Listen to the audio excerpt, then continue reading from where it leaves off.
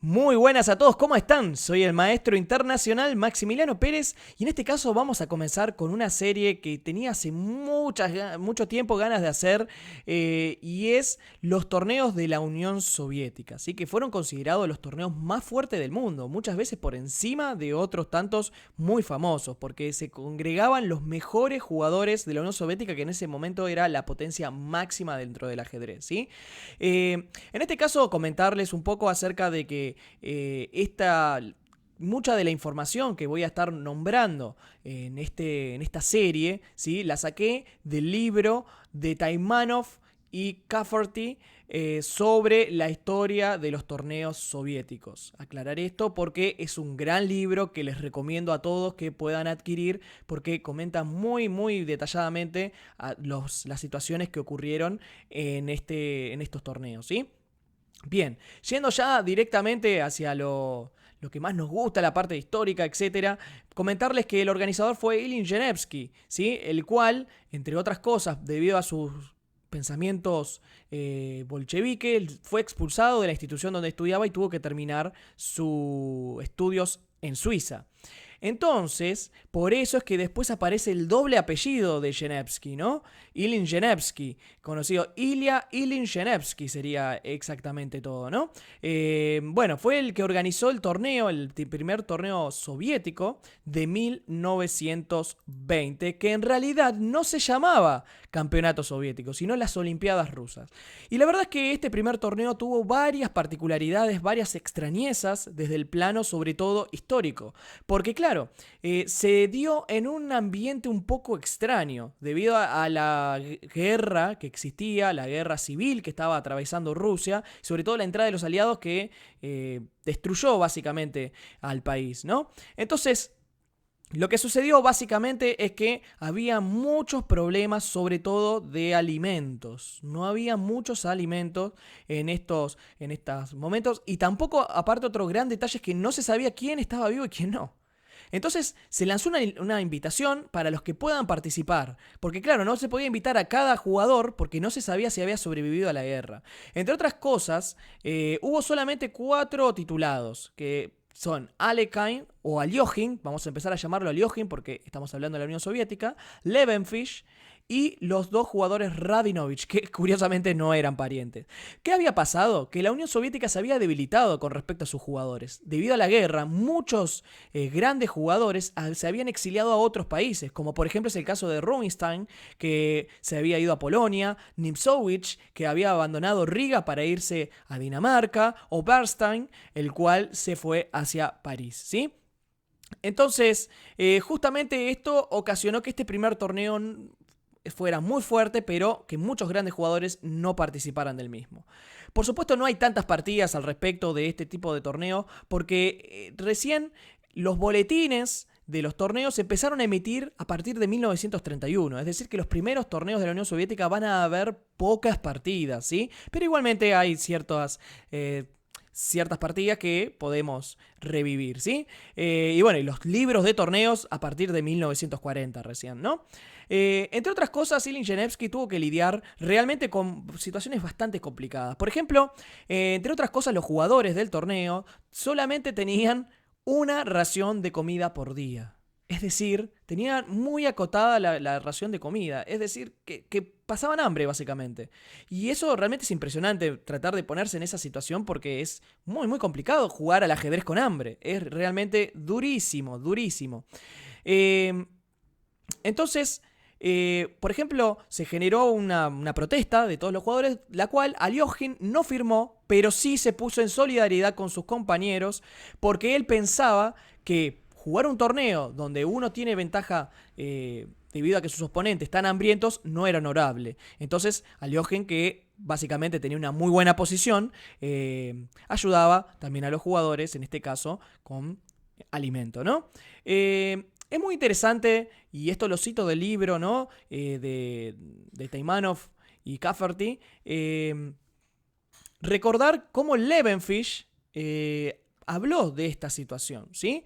Él dice, por ejemplo, viajé desde Petrogrado el día anterior a la primera ronda y fui alojado en una habitación sin calefacción de un albergue de entrenamiento militar.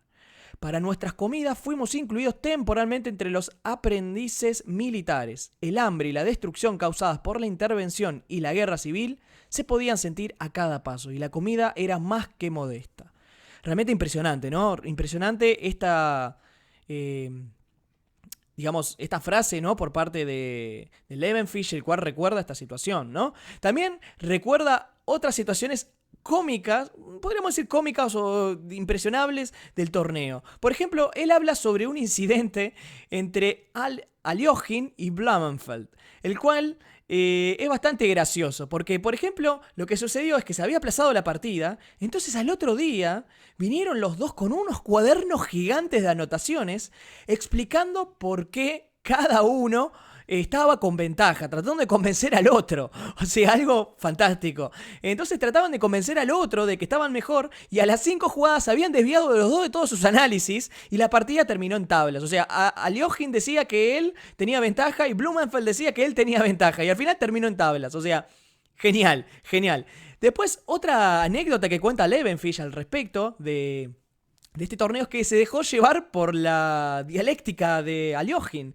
Caminando, Aljofin le dice: preparaste este sacrificio de torre para derrotar a Romanovsky, ¿no? Mirá vos. Entonces dice que Levenfish, confiando en que Aljofin era un gran jugador, se sienta, hace el sacrificio para darse cuenta, básicamente, que el sacrificio era malo, que el otro se defendía y tener que abandonar la partida. Una situación bastante curiosa, bastante cómica, cómica para nosotros. Supongo que para Levenfish no habrá sido tan alegre la situación, ¿no? Y bueno, comentarles que después vamos a ahora ir hacia lo que pasó, digamos, en el torneo. En este caso, tenemos acá la tabla de posiciones. Aljofin fue el campeón de este primer torneo de la Unión Soviética. Y segundo fue Romanovsky, el cual había estado en Alemania, exiliado debido a, problemas que estuvo en el hospital mucho tiempo. Y básicamente fue el jugador que consiguió el título de maestro, ¿sí?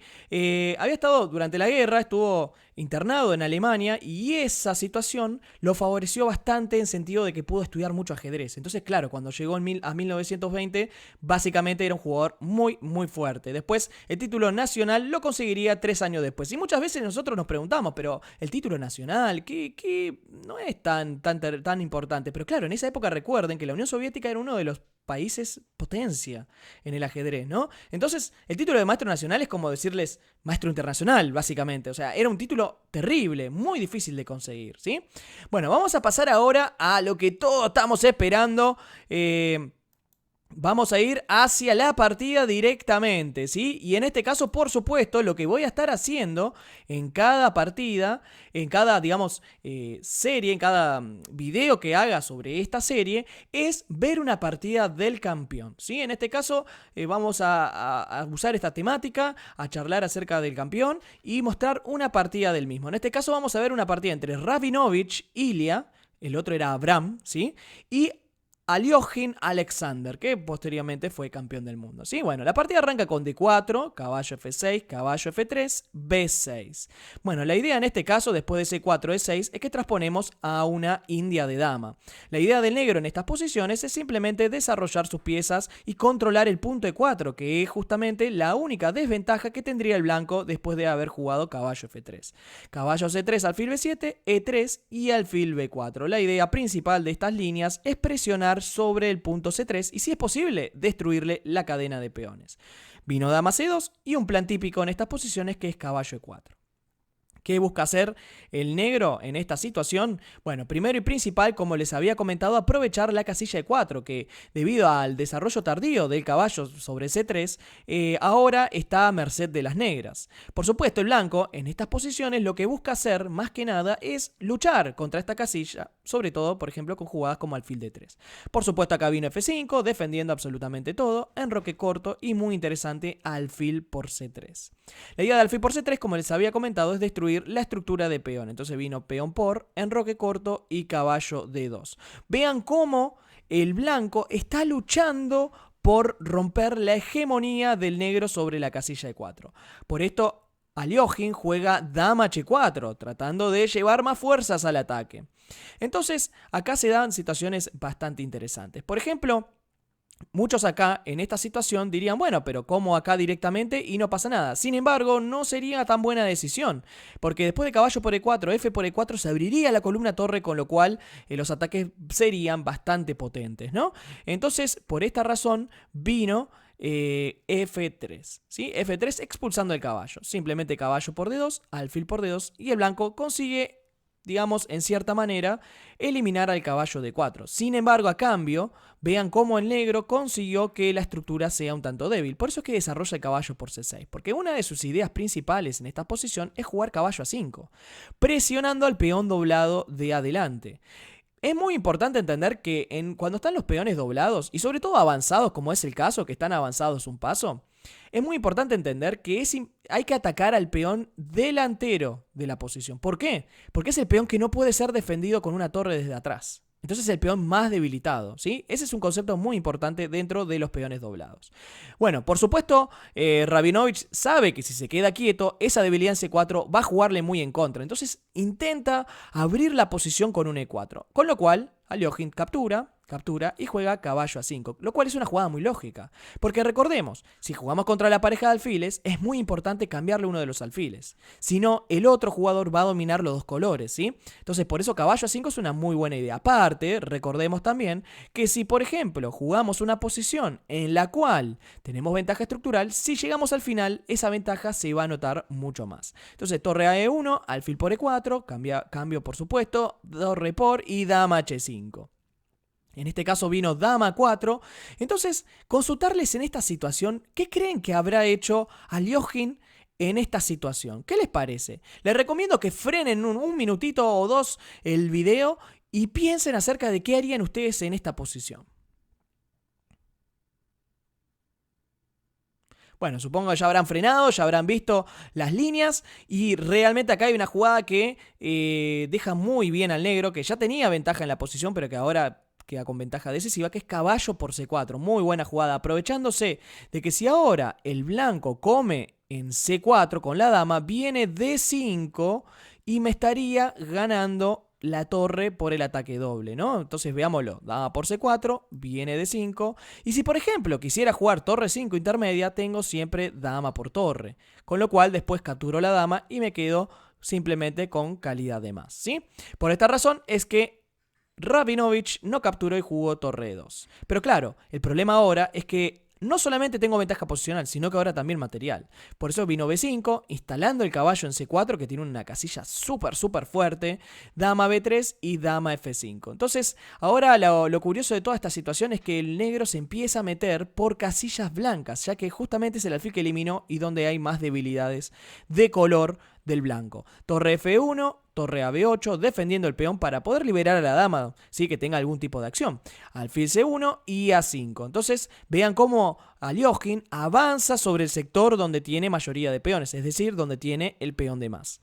Vino torre E4, A4 y sigue el avance, dama D1, torre B, E8. ¿Por qué torre B, E8? Lo que quiere hacer en algún caso es jugar D6 y C5 si fuera posible. Y para eso necesita tener defendido el peón de E6. Dama E2, C5. Ven, ahí está el contrajuego por parte de Aljochin. Vino alfil E3, C por D4, alfil por D4 y otra de las ideas principales es poder generar el avance con E5. Vean que cada vez que se cambian peones en este sector, favorece al negro. ¿Por qué? Por una simple razón.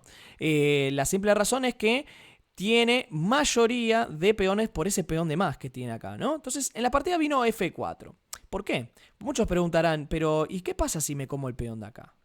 Bueno, el problema es que existe esta fuertísima jugada, ¿sí? D5, y ahora la torre no puede moverse hacia E3 porque está el caballo, y si se mueve hacia otro sector, el alfil de E5 estaría cayendo. Entonces, por esta razón, no se puede capturar y el blanco juega F4, intentando aprovechar el detalle de que no puede capturarse el alfil aún porque la torre de 8 estaría clavada. Entonces vino D6, H3 y torre E6. Aljochin trata de pasar a tomar la iniciativa, ¿no? Peón por, alfil C5 y torre F7. Vean cómo todo está defendido y ese caballo en C4 realmente es impresionante, ¿no? Es una pieza muy pero muy fuerte. Torre B1, H6.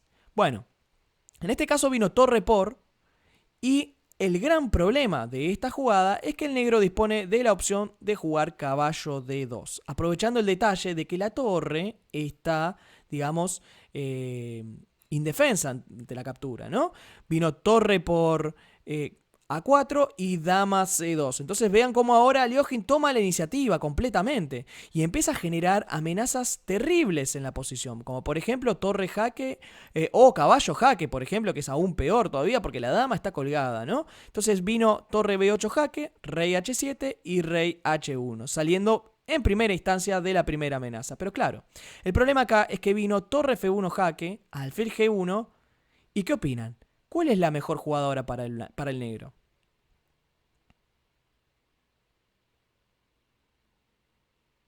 Bueno, supongo que ya muchos lo habrán visto. Torre por jaque, muy fuerte. Rey por G1, dama C1 jaque, rey F2. En este caso, irse hacia H2 sería exactamente lo mismo porque existe caballo jaque y luego un descubierto en G3 comiéndome la dama, ¿sí? Así que vino rey F2, torre jaque, rey E3 y luego de caballo B1, gran jugada por parte del negro, las blancas abandonan porque si por ejemplo vienen hacia D3, existe la opción de dama por y caballo D2 con mate, ¿sí? Con mate en breve. O si no, si llega a venir hacia E4, si llega a ir hacia E4, caballo por C3 y se come la dama, ¿sí? Bueno, la verdad que una partida muy instructiva por parte de Aljofin que nos muestra un poco los planes que existen en estas posiciones, en este tipo de estructura de estilo Nimzo-India, India de Dama, que son todas como primas hermanos, ¿no? O sea, están todos bastante relacionados, entonces es muy importante entender lo de la debilidad de los peones en C4 y sobre muchos aspectos técnicos como el cambio de la pareja de alfiles, como por ejemplo la presión sobre el punto C4 y sobre todo la ocupación del punto E4, ¿sí? Así que bueno, espero que se haya entendido todo, que la hayan pasado bien en el video y bueno, en principio recuerden suscribirse al canal si les gustó mucho. Esta serie va a estar buenísima, va a estar llena de muchos conceptos muy importantes y yo sé que a todos nos encanta el tema de los ataques, pero el juego posicional también es un arte y debemos aprenderlo para ganar aún más partidas, ¿sí? Entonces recuerden suscribirse al canal para seguir esta serie o también seguir otras, por ejemplo como la historia de los torneos. Si no la vieron, acá arriba van a ver que les va a aparecer un cartelito para que la puedan seguir. Y también recuerden seguirme en las redes sociales, en Facebook, MI Maxi Pérez, Twitter, Maxi P 32 o en Instagram maxip-32, ¿sí? Así que bueno, muchas gracias a todos por seguir el video y dejen en los comentarios a ver qué les pareció la partida. Muchas gracias a todos y nos vemos la próxima. Chau, chau.